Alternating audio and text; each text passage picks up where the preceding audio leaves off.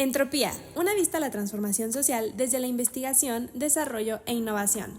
La Universidad La Salle promueve la generación y transferencia del conocimiento, con el objetivo de resolver los problemas de nuestra sociedad desde un enfoque humanista. Sean bienvenidos y sean bienvenidas a este espacio de diálogo y reflexión.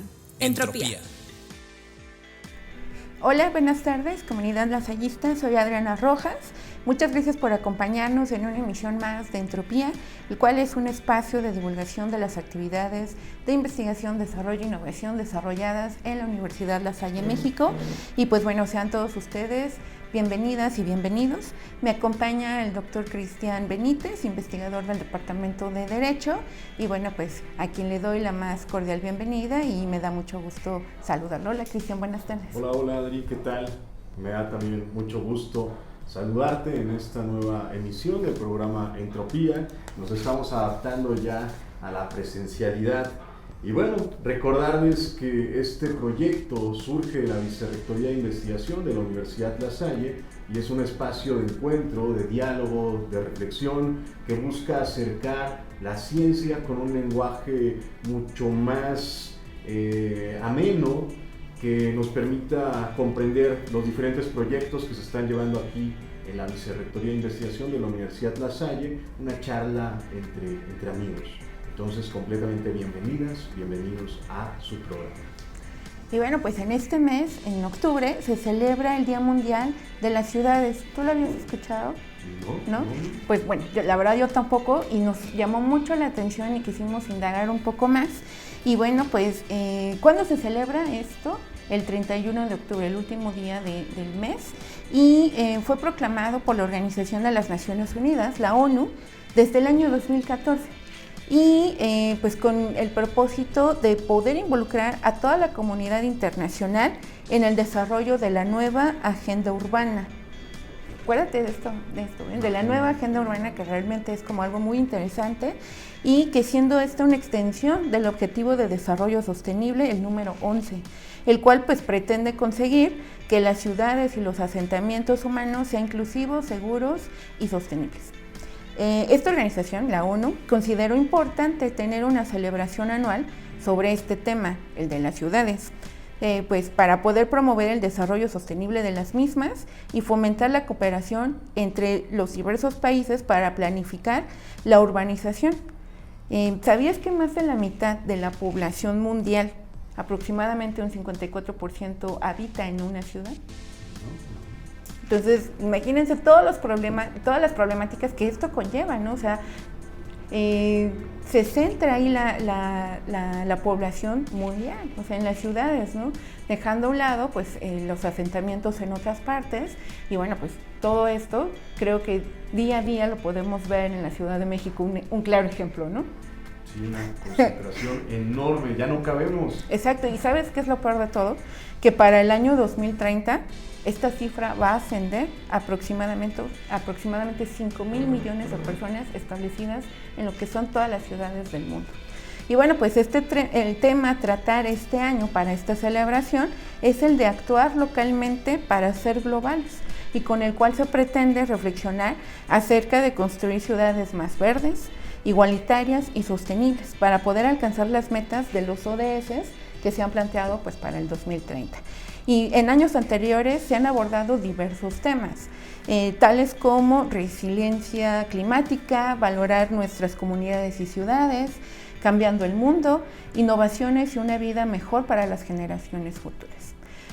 Uno de los retos más importantes de las ciudades pues es resistir ante los desastres naturales, y que desgraciadamente la Ciudad de México, así como diversas ciudades de nuestro país, México, han tenido la desafortuna de vivir pues terremotos, ¿no? Algo muy difícil, muy complicado, y pues que bueno, al final pues todos lo hemos padecido.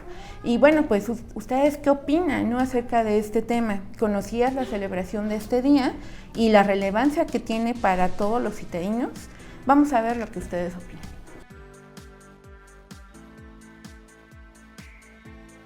Yo creo que depende mucho del lugar donde esté la vivienda. O sea, por ejemplo, el estado, la delegación, la alcaldía. Yo le calculo que aproximadamente unos 8 o 10 millones, depende también si sea departamento o casa. Una vivienda pues depende sobre todo del lugar, de la ubicación. Puede ser, por ejemplo, que algunas alcaldías son más caras que otras, la zona. También, por ejemplo, si es departamento, si es casa, si va a ser, por ejemplo, como tipo los famosos City Towers que ahora se están poniendo mucho de moda. Pero más o menos pues le calculo que por lo menos por una vivienda digna de una familia estable de 3, 4 personas, por ejemplo, 2 hijos y los padres, pues a lo mejor unos 12 millones más o menos, aprox. La verdad no sé el precio exacto. Bueno, solo sé que en el centro pues, de la Ciudad de México es aún más caro que a las afueras.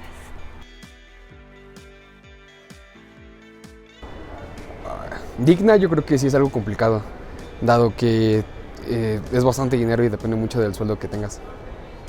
Pues yo diría que cada vez va a ser más complicado porque así como van las cosas, justamente estamos sufriendo ahorita la inflación justamente que se viene. Yo creo que cada vez va a ser más complicado porque a pesar de que los precios aumentan, pues los salarios y los sueldos no. Entonces, y cada vez somos más habitantes en la Ciudad de México, entonces yo creo que sí sería muy complicado porque uno hoy en día ya no basta con tener una posición pues buena, estable, o sea, ya es más que eso. Antes podíamos ser más conformistas, ahora ya no podemos serlo, tristemente, en mi opinión. Es complicado, es muy difícil. La situación actual hace que, bueno, principalmente nosotros los jóvenes, nos sea imposible conseguir un lugar donde vivir, es más porque, o sea, adquirimos propiedades más porque nos las heredan que porque podamos comprarlas. No son las condiciones adecuadas y siento que los precios son muy elevados o están sobrevaluadas las viviendas. No, la realidad es que no. Gentrificación no, nunca la había escuchado, pero me suena como a mucha población, cuando algo se atasca, por ejemplo, cuando te engentas, no sé, me suena algo así, pero la verdad no tengo ni idea. Sí, últimamente es un tema del que se está hablando mucho, es cuando personas son desplazadas de su lugar de origen, principalmente por extranjeros, y eso eleva el costo de vivienda de ciertas zonas, como aquí en la Ciudad de México, que son la Condesa y la Roma. Arrancamos con nuestro invitado de lujo, el doctor Gabriel, pero antes vamos a ver una pequeña reseña, una síntesis curricular y regresamos con él. Adelante. El doctor Gabriel Gómez Carmona es arquitecto, maestro en antropología social y doctor en urbanismo por la Universidad Autónoma del Estado de México.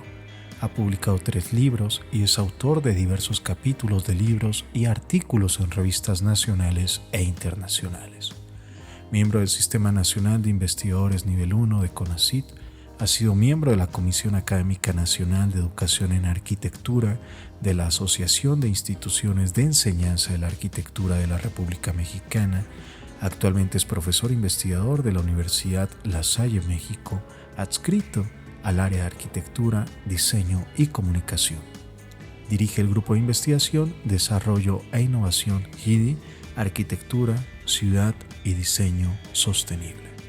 Hola Gabriel, pues muchas gracias por aceptar ser invitado de esta emisión de Entropía, celebrando, ¿no?, justo el Día Mundial de las Ciudades. Y pues esto último que se mencionó, ¿no?, la parte de los desastres naturales, y que tu proyecto, que acaba de culminar justo en el mes de julio, más o menos, pues aborda sobre este tema, ¿no? Y pues bueno, para adentrarnos más ya a la plática y que tú nos puedas comentar acerca de qué trató tu proyecto, cómo se llamó, las generalidades de este mismo. Gracias, Adriana. Buen día, Cristian. Un gusto poder estar acá en su programa Entropía. Un saludo a todos sus radioescuchas, todos aquellos seguidores del programa. Bueno, pues como bien mencionas, hace poco que acabo de cerrar este proyecto de investigación acá ante la Vicerrectoría de Investigación de la universidad. Bueno, este proyecto, pues sí, tuvo como título El derecho a la ciudad y la gentrificación de espacios centrales en Ciudad de México, en el contexto del proceso de reconstrucción posterior al sismo del 2017. ¿Sí? Bueno, pues fue un proyecto que originalmente iniciamos desde el 2018, ¿sí? que bueno, tuvo ahí, como todas las circunstancias académicas, ciertos retrasos por el periodo de pandemia. Sin embargo, pues fue algo muy interesante, ¿no? Que nos permitió ver la forma en la cual esta ciudad, la Ciudad de México, pues ha ido cambiando, se ha ido transformando y hasta dónde ha podido ser resiliente. Hace rato lo mencionabas también, ¿no? Nos ha permitido ver qué tan resiliente es la Ciudad de México y qué ha pasado socialmente, digamos, con los impactos de este sismo y pues obviamente los impactos sociales por las transformaciones urbanas que se han venido desarrollando en los últimos años aquí en la ciudad. Bien, doctor Gabriel. Bueno, revisando el título de su proyecto, nos gustaría saber pues unos conceptos básicos que de repente se nos pueden escapar ahí del radar. El primero, pues preguntarle qué considera usted por derecho a la ciudad y el otro concepto, gentrificación. Ok, bueno, este concepto de derecho a la ciudad, que en los últimos años ha tomado un papel, digamos, fundamental, ¿no? Al interior de diversos eventos, ¿no? Internacionales, organizados por la propia ONU Habitat, pero que bueno, ha estado presente en el ámbito académico, en el ámbito de la investigación, desde la década de los 70s, un concepto que ha venido trabajándose, que ha venido estando en la mesa de la discusión, digamos, de movimientos sociales, de movimientos académicos, y que pues, realmente ha tomado fuerza desde esta nueva agenda urbana, como bien lo mencionan, publicada en el 2017, y que es, digamos, un concepto fundamental en la misma, ¿no? Y pues prácticamente podemos decir que este concepto de derecho a la ciudad, si bien no es nuevo, pues nos habla de ese derecho que tienen todos los habitantes, ¿sí?, de la ciudad, pues obviamente a disfrutarla, a vivirla, a ser parte de esa misma ciudad, de esa ciudad, pues obviamente haciendo valer conceptos como ciudadanía, como democracia, como justicia social, ¿no? Equidad, sostenibilidad. ¿Sí? Podemos decir que es un derecho colectivo de todos los habitantes de la ciudad. Esto es bien importante subrayarlo, ¿no? Que hablamos un derecho colectivo, ¿sí? Y que es de todos los habitantes. Aquí no estamos haciendo, digamos, el concepto no hace diferencias entre grupos sociales, entre clases sociales. Eso es algo que debe quedar, creo, muy, muy claro sobre la mesa. Son los derechos que tienen todos los habitantes. ¿Y por qué dejarlo claro? Porque finalmente todos los documentos que hacen mención a este concepto hablan que es un derecho en especial de los grupos vulnerables y de los grupos desfavorecidos socialmente, históricamente, ¿sí? Lo que les confiere, digamos, una legitimidad de acción, una legitimidad de organización, incluso pues todo esto basado en usos y costumbres, pues con el objetivo de que alcancen un derecho, un ejercicio, digamos, un pleno ejercicio del derecho, de una libre autodeterminación y ante todo pues a un nivel de vida adecuado. Algo que creo yo también es muy importante recalcar, que este derecho a la ciudad, si bien digamos es lo último que se ha incorporado, ¿no?, a los documentos internacionales, a las normativas internacionales, pues es interdependiente con los otros derechos humanos, pues también internacionalmente reconocidos, ¿no? Entonces, digamos que es parte ya de todo este conjunto de derechos civiles, derechos sociales, políticos, económicos, sociales, culturales, ambientales, que pues ya están reglamentados en tratados internacionales de derechos humanos. Eso es, creo yo, lo más importante del concepto. Perfecto, entonces un derecho colectivo enfocado principalmente en grupos vulnerables que implica poder disfrutar, transitar por la ciudad. Y gentrificación, este término gentrificación, ¿cuál es su alcance, doctor? El término gentrificación,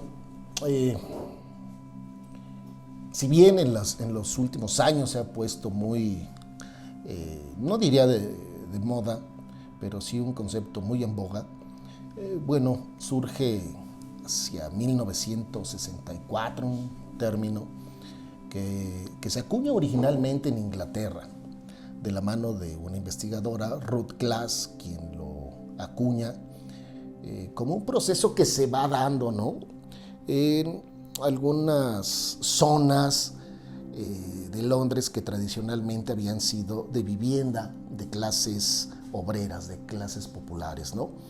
Un proceso en el cual se comienzan a rescatar, digámoslo así, rehabilitar viviendas que tiempo atrás habían sido construidas para viviendas, son revaloradas, son rehabilitadas, pero para dar ingreso, para dar paso a nuevos sectores de población. Entonces es el proceso primigenio como se da Londres, década de los 60, y antiguas viviendas obreras que son rehabilitadas, pero para dar paso a nuevos sectores sociales. En este caso, población de medianos y de altos ingresos, que pues obviamente tenían la posibilidad de pagar más por la tierra, pagar más por el comercio, los servicios, etc. Entonces, de ser un proceso que originalmente surge en el contexto europeo, Inglaterra, después el norte, digamos todo el norte de Europa, se va a los Estados Unidos, Canadá, Australia, y pues digamos desde hace ya algunos años, podría yo decir 2 décadas por lo menos, pues que ya ha estado presente en contextos como el nuestro, el latinoamericano. Entonces hoy día, digamos, en pleno 2022, pues ya incluso se habla de estudios sobre la gentrificación en ciudades chinas, ¿no? Esto nos habla, nos permite entender cómo ha sido un proceso que se ha vuelto global, ¿sí? Este proceso que en pocas palabras pues nos habla de elitización, ¿sí?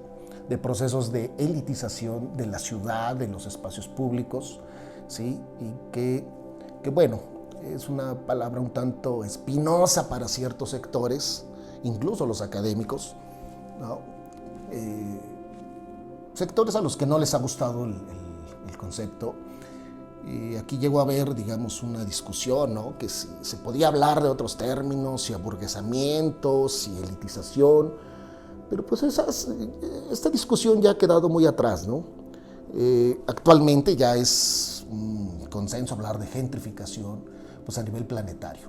Lo que sí, pues hay que dejar claro que ya la gentrificación no se reduce a su concepto original, el que les decía de Ruth Glass en el contexto londinense de la década de los 60, sino que ya hoy día como concepto global ha adoptado muchísimas vertientes, muchísimas características, y lo más interesante es que dependiendo del lugar donde se estudie, ¿sí? Pues obviamente el proceso va teniendo sus propias características. Es decir, no es lo mismo el proceso que se vive en China actualmente al que se vive en ciudades norteamericanas, Nueva York, Los Ángeles, a lo que se vive en Madrid, Barcelona, o lo que se vive en Ciudad de México, ¿sí? Entonces, eso es algo bien interesante del proceso que ha ido tomando, obviamente, características en cada uno de sus lugares, pero la esencia es la misma, ¿no? Procesos de elitización que terminan o tienen como consecuencia final el desplazamiento de la población de menores ingresos. Claro, de hecho, ahorita lo que lo estabas comentando, estaba así como pensando, ¿no? Porque al principio empezaste a platicarnos acerca de, pues, del derecho a la ciudad. ¿Qué tanto se ha avanzado? Porque por lo menos aquí en la Ciudad de México, yo no soy de la ciudad, creo que tú tampoco, y por lo menos a mí sí fue, o sea, el venirme a vivir aquí a la ciudad para mí sí ha sido un poco complicado, muy impactante, ¿no? Porque nuestras respectivas ciudades, pues a lo mejor, obviamente al ser más pequeñas, pues tenían otros procesos muy diferentes, o lo siguen teniendo. Por ejemplo, aquí es muy caro el vivir, o sea, es carísimo, ya ni hablemos de la zona centro, ¿no? O sea, nuestra universidad pues está ubicada en una zona pues muy céntrica, muy popular, y realmente es imposible poder vivir aquí, ¿no? Derivado pues de que hay muchos extranjeros, pues que eso incrementa las rentas, pero justo lo que tú mencionabas es un proceso que se está viendo. Hay muchos edificios que no tienen renta, o sea, están desocupados porque la gente no le alcanza a vivir, y lo único que está pasando es que la gente se desplaza a las orillas de la ciudad, donde es mucho más barato.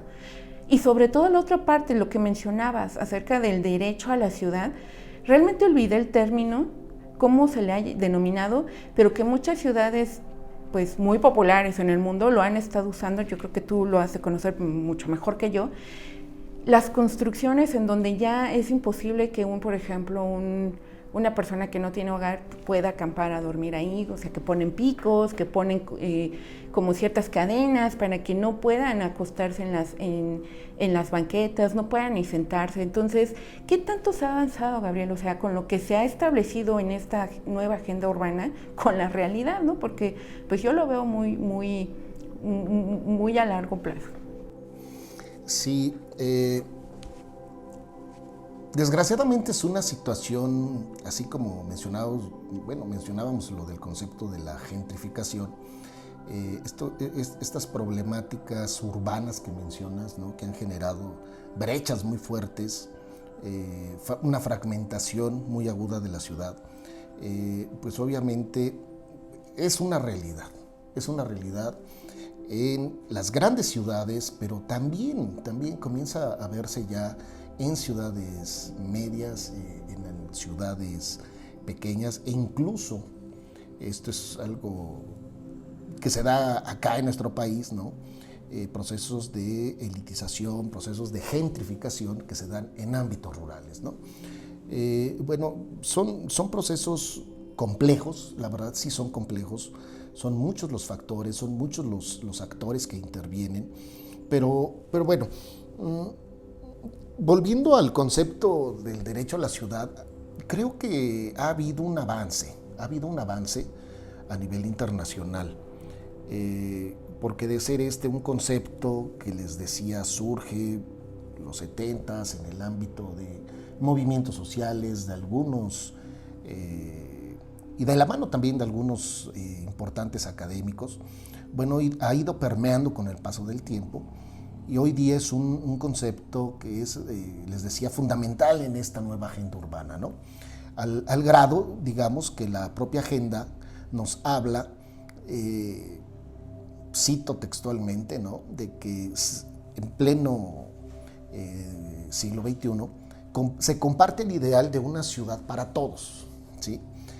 Y hacen referencia a la igualdad en el uso y el disfrute de las ciudades, de los asentamientos humanos, y, digámoslo, buscando promover la inclusividad y garantizar que todos sus habitantes, ¿sí?, tanto de las generaciones presentes como futuras, sin discriminación de ningún tipo, puedan crear ciudades y asentamientos humanos justos, seguros, sanos, accesibles, asequibles, algo que acabas de mencionar, resilientes y sostenibles, y habitar en ellos, a fin de promover la prosperidad y la calidad de vida para todos.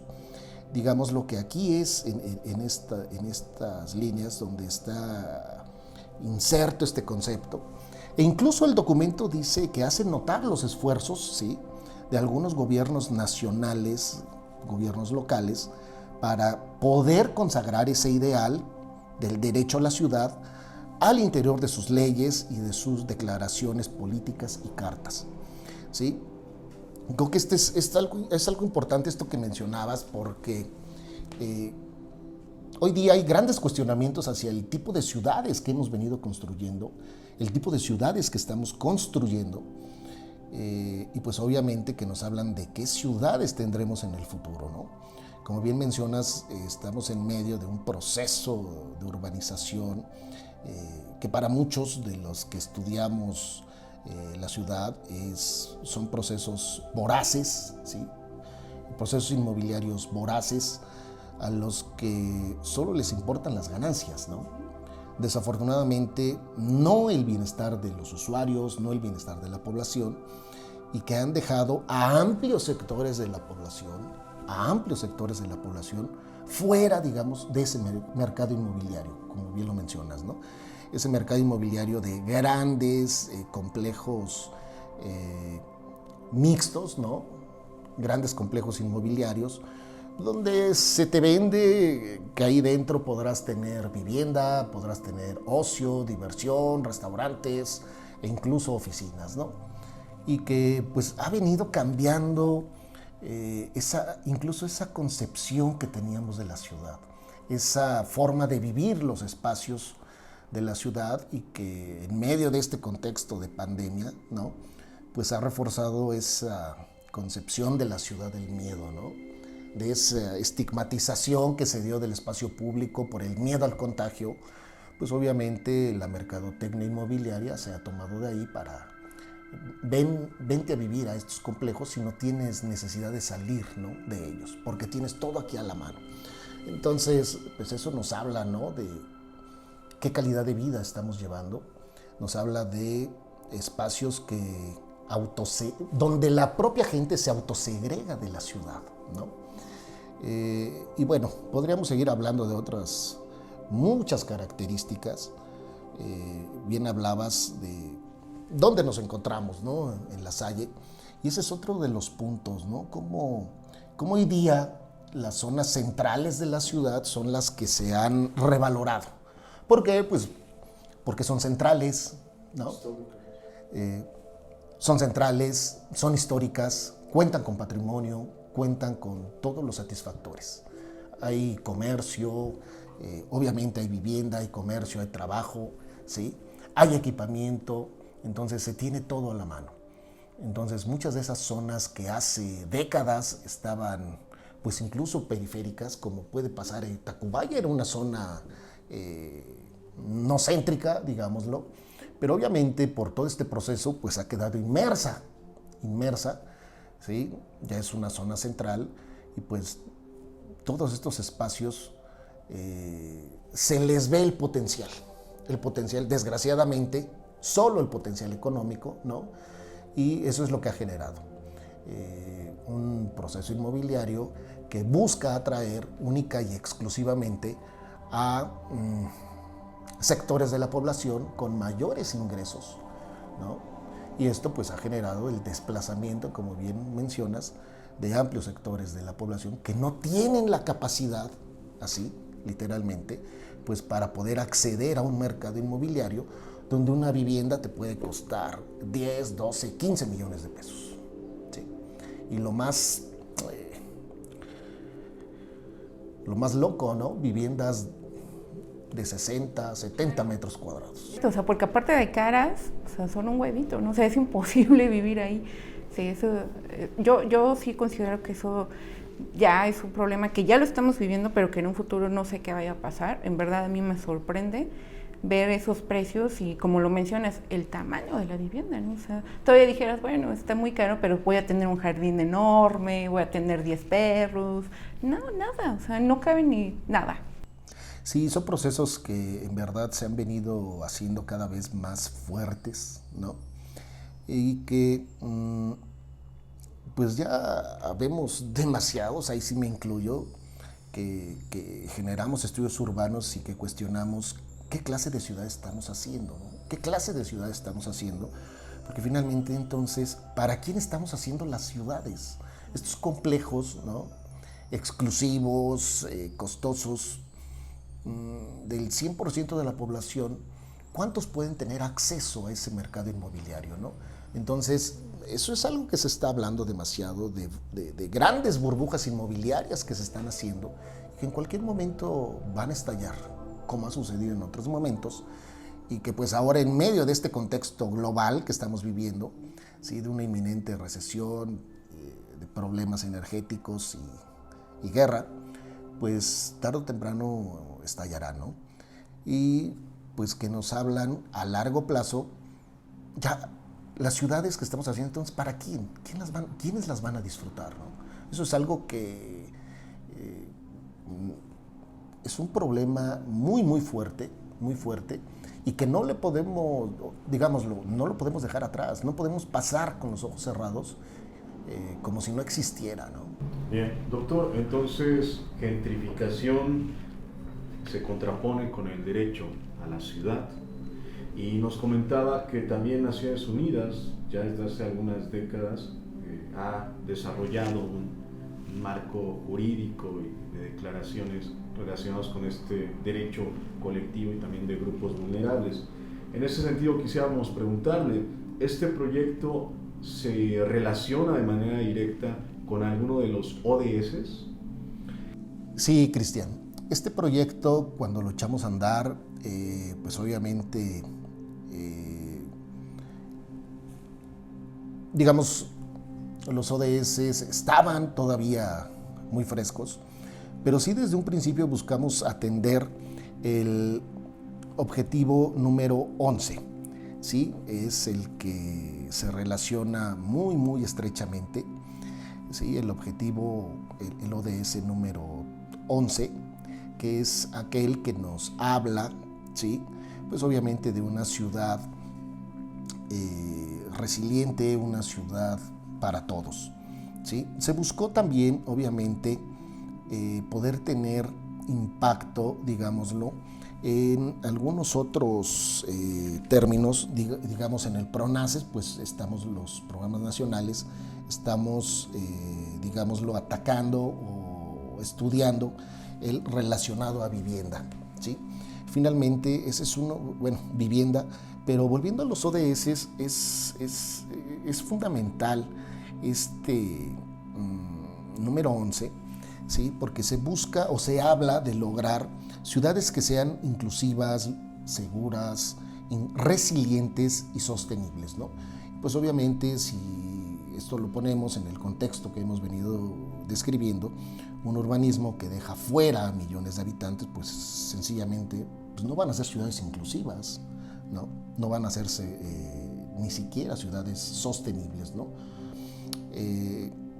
Es finalmente, creo yo, este ODS el que más atacamos nosotros a través de este proyecto, y en el contexto de lo que fue el proceso de reconstrucción posterior al sismo de 2017, ¿sí? Porque ahí incluso en el proyecto nosotros abordamos lo que fue todo el desarrollo, digámoslo, de la ley de reconstrucción, lo que fue todo el plan de reconstrucción en Ciudad de México, y fue ir llevando un seguimiento de cómo vino operando este plan de reconstrucción desde la administración central pasada, la 2012-18, y que ha pasado con la actual administración central, ¿no? Del 18-19 a la fecha. Entonces, el proyecto nos permitió ver de qué manera la gentrificación avanzó en las alcaldías centrales, ¿sí? Principalmente nos enfocamos en Benito Juárez, Miguel Hidalgo y Cuauhtémoc, y pues obviamente lo que fue el proceso de reconstrucción en estas alcaldías. Porque finalmente existía ese miedo, ese temor de que el proceso de construcción deviniera en procesos de gentrificación, ¿sí? Finalmente, a través de estas propuestas de densificación de algunas zonas, y esa propuesta de que algunos inmuebles que se iban a reconstruir tuvieran un excedente de viviendas para financiar la propia reconstrucción, pero pues fueron algunas lagunas legales, ¿no? Que generaron toda esta percepción, y pues obviamente nos permitió también analizar hasta dónde el proceso de reconstrucción, la propia ley, ha permitido a 5 años devolverle a todos aquellos damnificados por el sismo una vivienda, o devolverle su vivienda, ¿no? ¿Y cuál ha sido la calidad de la propia vivienda? Porque los documentos internacionales pues nos dicen que la vivienda, ¿sí?, en este caso que se les proporcione a los damnificados, esa vivienda debe ser por lo menos, ¿no?, debe cubrir por lo menos las necesidades básicas, ¿sí? Y digámoslo de esta forma, no puede ser menor a la vivienda que ya tenía. O sea, las condiciones de la nueva vivienda que se les dé no pueden ser inferiores a la vivienda que ya tenían los damnificados. Entonces, pues sí, un problema muy, muy complejo, y que les digo que a 5 años, pues incluso no se ha terminado, ¿sí? Se han entregado, obviamente, viviendas unifamiliares, conjuntos que se han renovado, se rehabilitaron, algunos que se han reconstruido, pero aún quedan miles de viviendas, ¿sí?, pendientes en Ciudad de México. Y eso que Ciudad de México pues ha acaparado los reflectores, pero si volteamos a comunidades en el estado de Morelos, el caso de Jojutla, el propio estado de México, ¿sí?, hacia Ocotlán, o lo que ha pasado, bueno, cómo ha pasado el proceso en Oaxaca mismo, híjole, pues estamos todavía, la situación es mucho más compleja y mucho más difícil, ¿no?, para muchas de esas comunidades.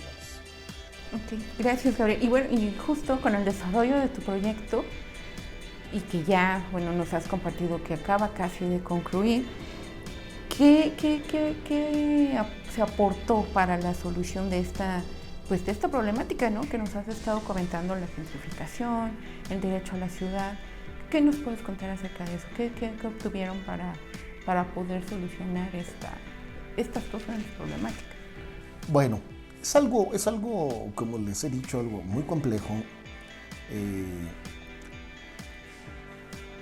Poder pensar que desde un proyecto podemos solucionar algo tan grande, ¿no? Se buscaba tener un impacto, bueno, no se buscaba, se busca que muchos de estos proyectos puedan tener un impacto, ¿no?, en la definición de políticas públicas. Obviamente no es fácil pretender que un proyecto de este tipo pueda incidir en el diseño de políticas públicas. Sería lo ideal, es lo que buscamos. Sin embargo, pues no estamos nosotros en el ámbito de toma de decisiones, y finalmente son cuestiones que están en el ámbito político. Obviamente buscamos que todo esto permee, por lo menos directamente, en los procesos de formación de los nuevos cuadros de profesionales, ¿sí? Estamos hablando de una nueva visión, una nueva práctica profesional, ¿sí?, que obviamente sea más ética, más comprometida socialmente, pero pues obviamente hacer toda esta radiografía de cómo han venido operando los procesos, ¿sí?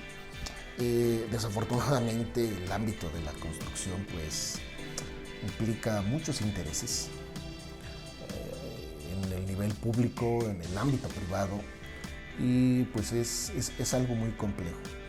Repito, quisiéramos obviamente tener un impacto en el diseño de políticas públicas, pero pues obviamente hay algunos otros proyectos que han dado acompañamiento, ¿sí? Pero finalmente nos permitió tener como una radiografía de cómo estos procesos de reconstrucción, ¿sí?, se han enfrentado en el contexto latinoamericano. Anterior a esto que sucede en el 2017, teníamos el caso de Chile, ¿sí?, también del sismo y el tsunami, y cómo, digamos, desde el ámbito académico hemos venido trabajando. Hay redes internacionales, redes a nivel Latinoamérica, y este proyecto nos ha permitido entender cuáles han sido los efectos socioespaciales de estas transformaciones, ¿sí?, urbanas que en los últimos años han tenido las ciudades, Y los efectos socioespaciales de estos procesos de reconstrucción post-catástrofe, ¿no? Y que ha permitido a nivel Latinoamérica tener una lectura de cómo se ha dado, ¿no? O sea, estos procesos de destrucción creativa de la ciudad, como bien lo menciona David Harvey, que estos procesos de destrucción creativa que finalmente van de la mano de procesos urbanos, de urbanización capitalistas, ¿no? De un capitalismo muy voraz, nuevamente, retomo esta palabra, pero pues sí por lo menos entender cómo ha ido operando estos procesos de reconstrucción, porque como les decía, ¿no?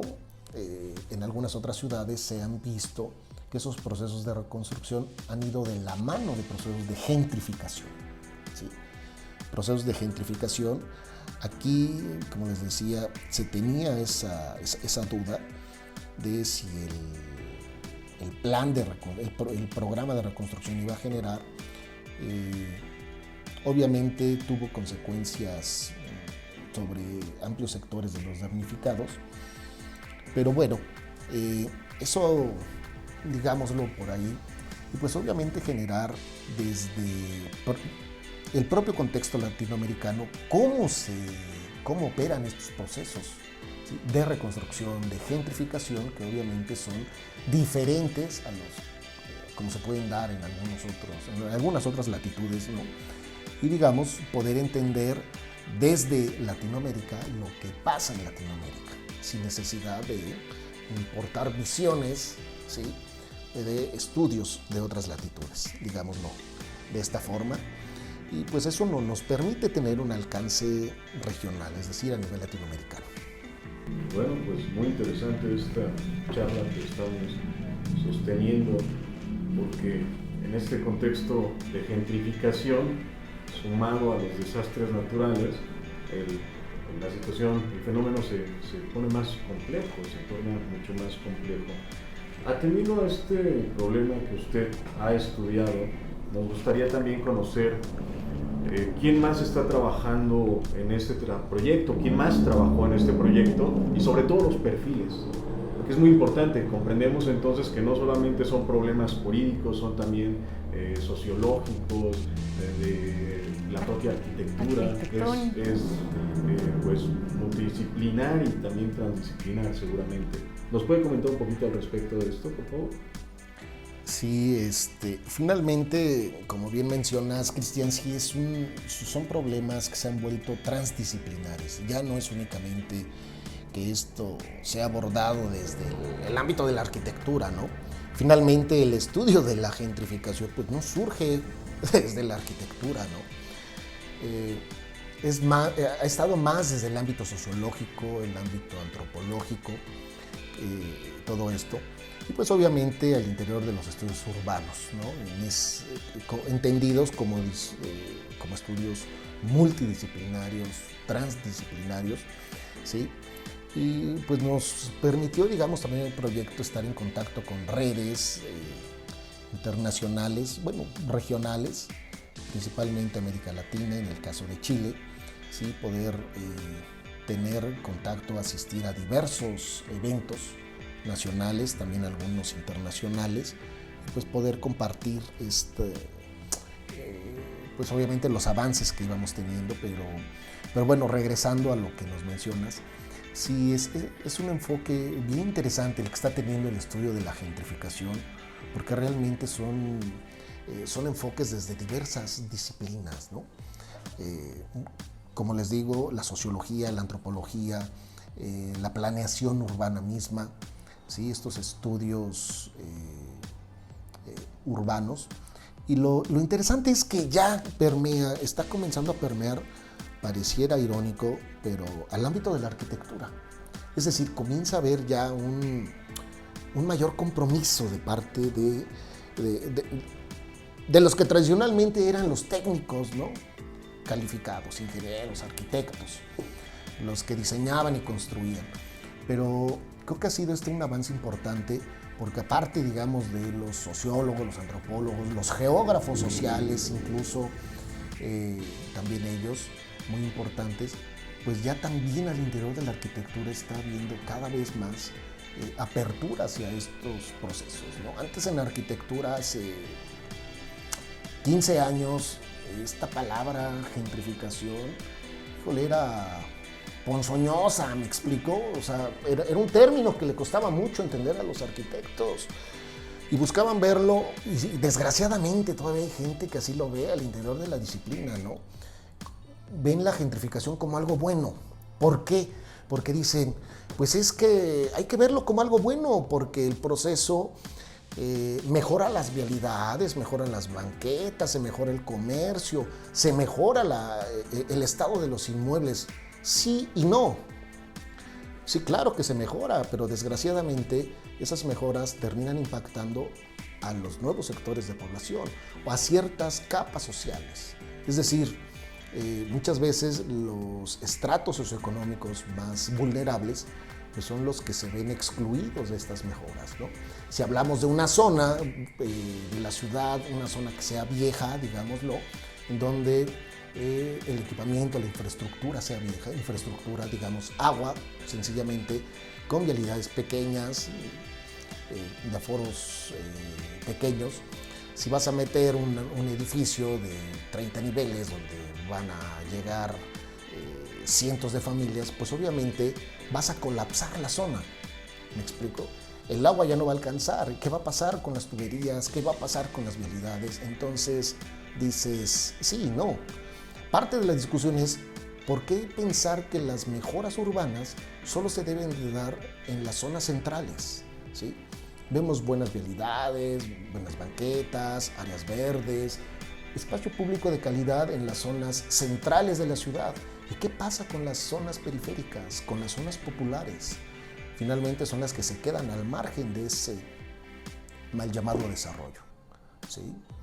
Pero, repito, creo que es bueno que ya comience a verse dentro de las escuelas de arquitectura, y así lo digo, escuelas de arquitectura, pues una visión que está entendiendo que la gentrificación es un problema de clase. Digamos que más social, o sea, ya empiezan a tomar en cuenta también el impacto social, ¿no? Que debería de tener. Así es, y eso comienza a ser un avance importante.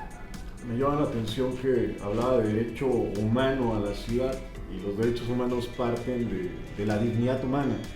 Y no es una casualidad que a día de hoy también hablemos salario digno y vivienda digna. Y recuerdo que en la ley de vivienda, la Ley Nacional de Vivienda, se establecen unos parámetros relacionados con la vivienda digna, que implica que toda vivienda debe tener al menos 2 habitaciones, un baño y una adecuada ventilación e iluminación. No como lujos, sino como requisitos esenciales para el propio desarrollo de la persona, necesidades básicas que tiene como ser humano, y que en este proceso de gentrificación, con lo que nos ha descrito, no necesariamente se toma en cuenta, ni siquiera para las personas que adquieren este tipo de propiedades, cuál es el espacio para una persona, cuál es el espacio para una familia entera, ¿no? Vivimos este contexto del hacinamiento también, de la pandemia. Por ejemplo, muchos estudiantes platicaban, pues que somos 3 hermanos, cada quien tomábamos clases al mismo tiempo, mis papás trabajaban y ya no nos queríamos ver, y no porque no nos queríamos, sino porque era un caos dentro del propio hogar. Entonces, pues sí, eso implica tener no solamente a arquitectas, arquitectos, sino también hasta psicólogas, psicólogos dentro de estos procesos de investigación, ¿no? Y entonces colaboró con algunos de estos colegas. Fíjate, es bien interesante. Antes, esto que mencionas, creo que no lo quiero dejar pasar, porque finalmente este derecho a la ciudad, les comentaba que va de la mano de los otros derechos ya internacionalmente reconocidos, ¿no? El derecho a la ciudad, ¿sí? Va de la mano de la inclusión de los derechos al trabajo, condiciones equitativas, condiciones satisfactorias, ¿no? Va de la mano con la seguridad social, con la salud pública, con el acceso a agua potable, energía eléctrica, a transporte público y a otros servicios sociales. Alimentación, vestido y vivienda adecuada, ¿sí? A educación de calidad y cultura. y esto lo estoy leyendo de lo que son documentos internacionales, ¿sí? Derecho a la información, a participación política, convivencia pacífica, acceso a justicia, a organizarse, reunirse y manifestarse. O sea, el derecho a la ciudad se interrelaciona con todo esto. E incluye también el respeto a las minorías, a la pluralidad étnica, racial, sexual, cultural, e incluso el respeto a los migrantes, a un tema tan en boga el día de hoy. Entonces, es bien importante este derecho, la amplitud y cómo se le debe entender, ¿no? Obviamente hay gente que está en contra de este concepto, ¿no? Y hablan que es una utopía y que jamás podrá ser. No es de que jamás podrá ser. O sea, es algo que es inherente a los ODS, ¿sí?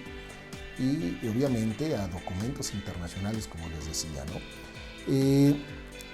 Respecto a lo otro que mencionabas, la vivienda, creo que la pandemia nos demostró lo inhumanas que pueden ser las viviendas.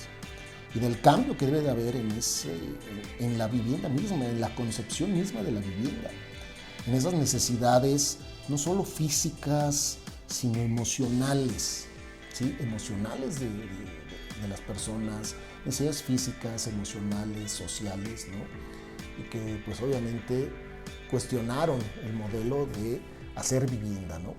Entonces es algo que se debe seguir trabajando. Y bueno, también los psicólogos sociales que tanto nos impactan. Desafortunadamente, somos pocos los que estamos trabajando en este ámbito todavía, digamos, si lo comparamos con otros temas de investigación, con otras áreas, otras disciplinas. Pero de mi parte fue posible trabajar, sí, con antropólogos, con sociólogos, con algunos planificadores urbanistas, pues, que están metidos en esto. Y también tuvimos contactos, sí, con algunos geógrafos sociales, principalmente el proyecto.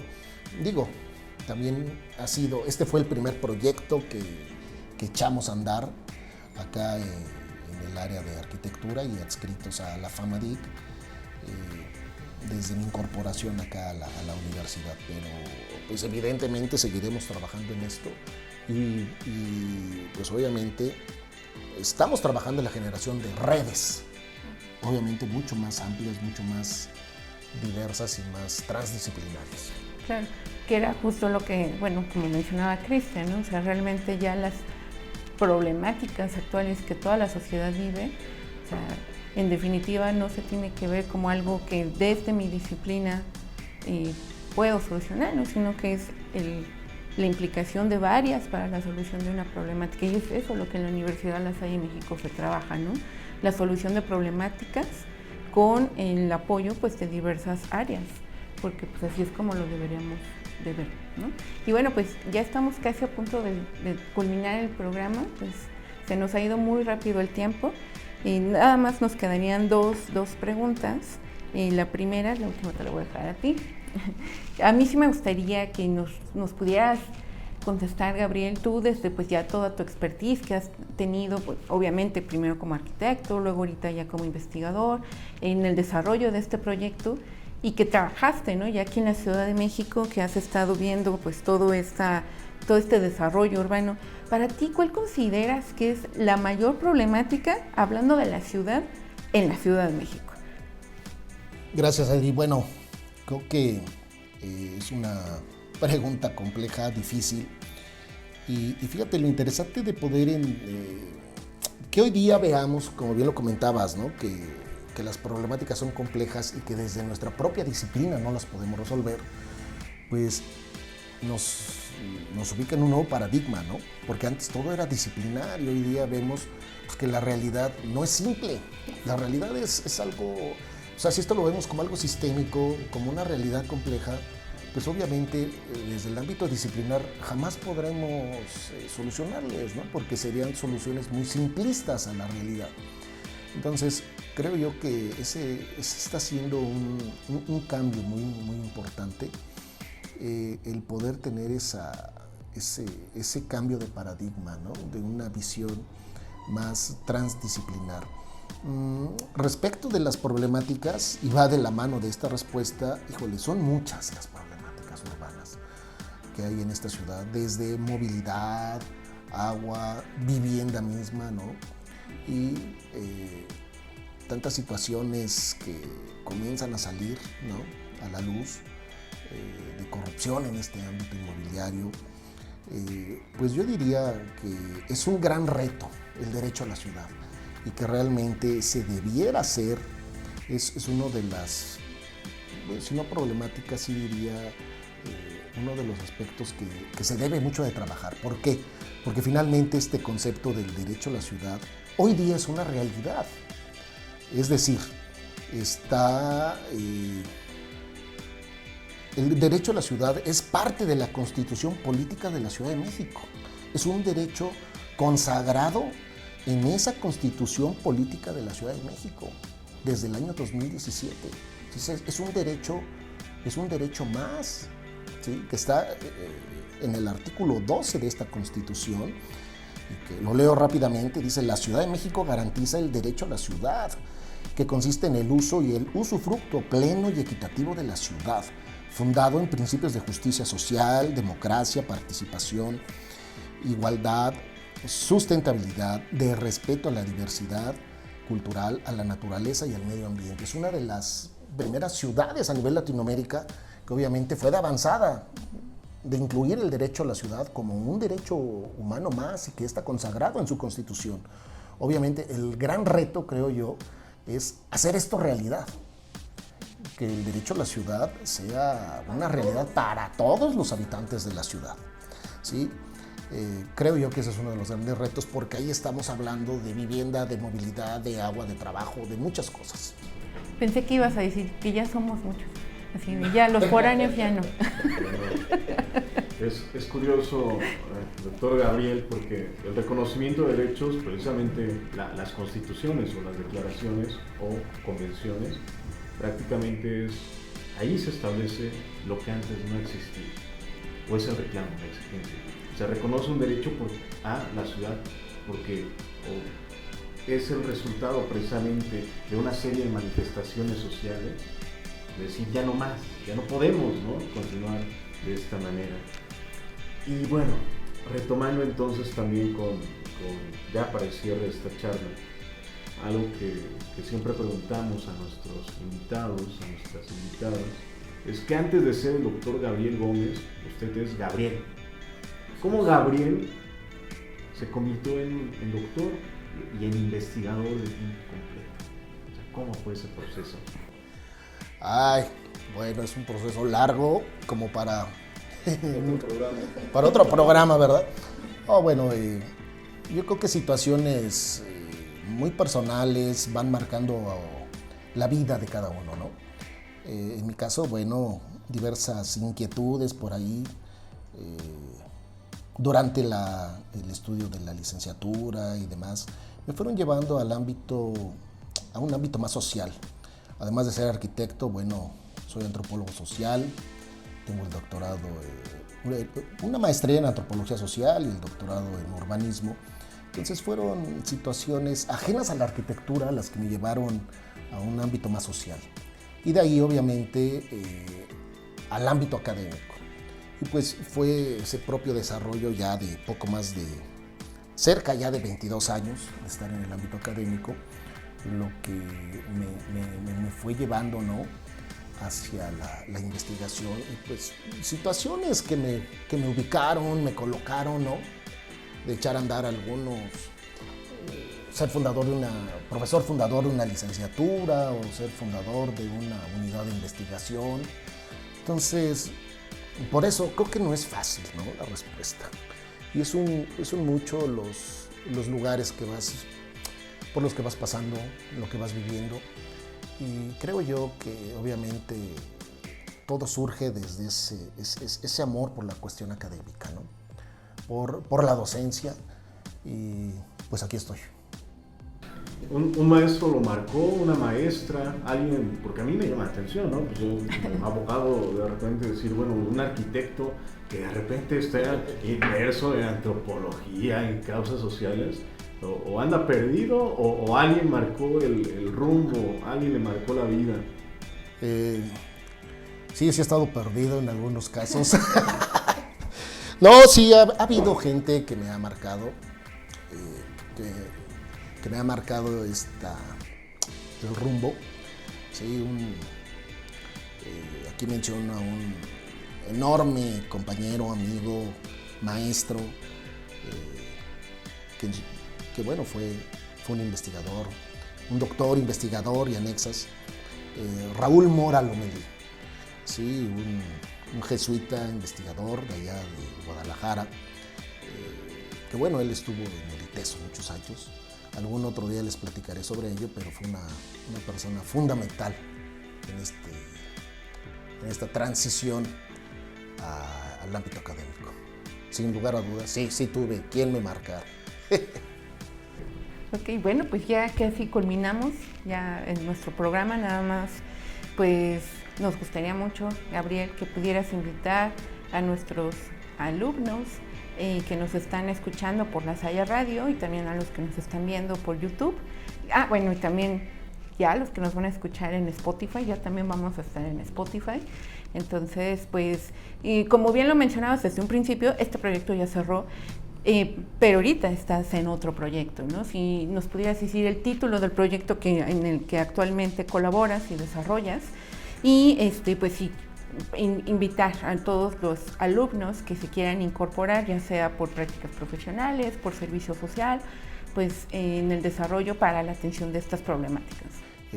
Gracias, Adriana. Sí, estamos echando a andar ya un proyecto multidisciplinario, ahí los investigadores adscritos al área de arquitectura, diseño y comunicación, sobre movimientos sociales en el espacio público en Ciudad de México. Es el nuevo proyecto que estamos lanzando y pues sí, esperemos que muchos más alumnos puedan incorporarse a este nuevo proyecto que estamos lanzando, como bien lo has mencionado, y pues seguimos sobre la línea, digamos, más de impacto social, ¿sí?, que se está teniendo. Y bueno, agradecerles, ya no quitar más tiempo, agradecerles la invitación por estar aquí en el programa. Y cierro diciéndoles que finalmente este 31 de octubre es el Día Mundial de las Ciudades, como bien lo dijiste. Ahora tendrá como sede la ciudad de Shanghái, allá en China, con el eslogan "Actuar local para ser global". ¿Sí? Finalmente todo el mes de octubre se le conoce como el Octubre Urbano, 31 días para promover un mejor futuro urbano. El pasado 3 de octubre se celebró también el Día Mundial del Hábitat, y el propio 31, que es el Día de las Ciudades, se celebra también el Día Mundial por el Derecho a la Ciudad. Creo que esto es importante y pues a celebrarlo. Muchas gracias. No, gracias a ti, Gabriel. Su correo es gabriel.gomez@lasalle.mx para que quieran escribirle a él y pues pueda platicar un poco más acerca de su nuevo proyecto, ¿no?, que también tiene que ver pues con problemáticas citadinas y con este impacto social que tiene.